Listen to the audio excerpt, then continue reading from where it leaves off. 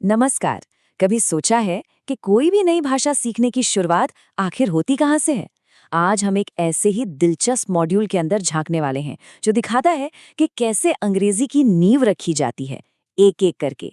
ठीक वैसे ही जैसे बिल्डिंग ब्लॉक्स को जोड़कर कुछ बनाया जाता है। तो चलिए शुरू करते हैं। हम सबसे पहले देखेंगे कि सीखने वालों के मन में जिज्ञासा यानी क्यूरियोसिटी कैसे जगाई जाए। फिर जानेंगे उन जरूरी शब्दों के बारे में जो हमें हर जगह दिखते हैं। इसके बाद हम इन सभी कॉन्सेप्ट्स को आपस में जोड़ेंगे और देखेंगे कि क्लासरूम में आने वाली आम मुश्किलों से कैसे निपटा जा सकता है। और आखिर में सबसे जरूरी बात कि इस सब का असली मकसद क्या है।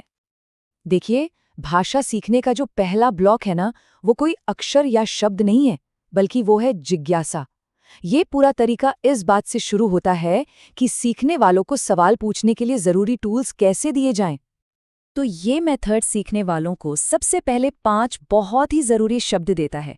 आप इन्हें बातचीत का ताला खोलने वाली चाबियां भी कह सकते हैं। ये हैं वो 5 सबसे जरूरी सवाल पूछने वाले शब्द, यानी व्हाट, वेयर, व्हेन, हु और व्हाई।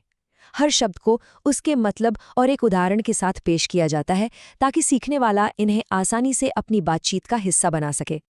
और हाँ, एक बहुत ही दिलचस्प बात यह है कि ये तरीका सिर्फ शब्दों पर नहीं, बल्कि उन्हें सिखाने के तरीके पर भी बहुत जोर देता है। जैसे ये सुझाव दिया जाता है कि इन शब्दों को अलग-अलग रंगों से चार्ट पेपर पर लिखा जाए। इससे क्या होता है कि सीखने वालों का ध्यान खिंचता है और चीजें याद रखने में भी आसानी होती है। तो क्लास का फ्लो भी बड़ा सीधा और सिंपल है। 3 स्टेप्स हैं। वार्म अप के लिए एक मज़ेदार स्टोरी चेन से शुरुआत होती है। फिर रंगीन पेन और चार्ट का इस्तेमाल करके उन 5 शब्दों को सिखाया जाता है। और आखिर में एक छोटी सी कहानी, जैसे राम और उसके सेब की कहानी, पर सवाल बनाकर प्रैक्टिस की जाती है। चलिए अब आते हैं दूसरे तरह के बिल्डिंग ब्लॉक्स पर। इन्हें कहते हैं साइट वर्ड्स। ये वो बहुत ही आम शब्द हैं जो वाक्यों को आपस में जोड़ने का काम करते हैं, बिल्कुल सीमेंट की तरह जो ईंटों को जोड़ती है। ये शब्द जैसे द, इज, अ और इट है, जो इतनी बार आते हैं कि इन्हें देखते ही पहचानना जरूरी हो जाता है, बिना स्पेलिंग के बारे में सोचे। इसीलिए तो इन्हें साइट वर्ड्स कहते हैं। ये पढ़ने में तेजी लाने के लिए बहुत जरूरी हैं।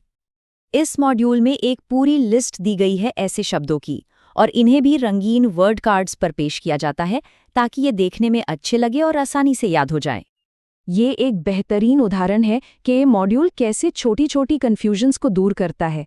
यहाँ साफ साफ सिखाया गया है कि पास और दूर की चीज़ों के लिए कौन से शब्दों का इस्तेमाल करना है। और फिर आती है प्रैक्टिस की बारी। तो यहाँ पर सीखने का तरीका सिर्फ किताबी नहीं है, असल जिंदगी के सीन बनाए जाते हैं, जैसे एक सुपरमार्केट का रोल प्ले, जहाँ सीखने वालों को इन शब्दों का इस्तेमाल करके चीज़ों के बारे में पूछना और बताना होता है। तो अब तक 2 तरह के टूलकिट्स तैयार हो चुके हैं, क्वेश्चन वर्ड्स और साइट वर्ड्स। अब देखते हैं कि इन बिल्डिंग ब्लॉक्स को एक साथ जोड़कर असल बातचीत कैसे बनाई जाती है। यहीं पर असली इंटीग्रेशन होता है। अब सीखने वालों को सिर्फ सवाल नहीं पूछने हैं, बल्कि साइट वर्ड्स का इस्तेमाल करके पूरे वाक्यों में जवाब भी देना है। मतलब अब सारे टुकड़े एक साथ आकर एक पूरी तस्वीर बना रहे हैं। जाहिर है, कोई भी टीचिंग प्लान तब तक पूरा नहीं होता जब तक वो असल दुनिया की चुनौतियों का सामना करने के लिए तैयार न हो। तो ये मॉड्यूल कुछ बहुत ही प्रैक्टिकल सॉल्यूशन भी देता है। मान लीजिए क्लास में स्टूडेंट्स कम हैं, तो ग्रुप एक्टिविटी की जगह इंडिविजुअल काम दिया जा सकता है।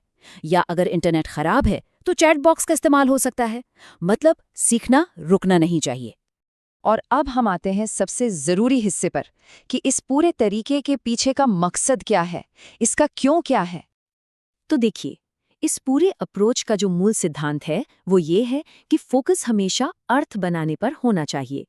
मतलब ये सिर्फ शब्द रटने के बारे में नहीं है, ये सीखने वालों को इस काबिल बनाने के बारे में है कि वो शुरुआत से ही मतलब को समझें और खुद भी मतलब बना सकें।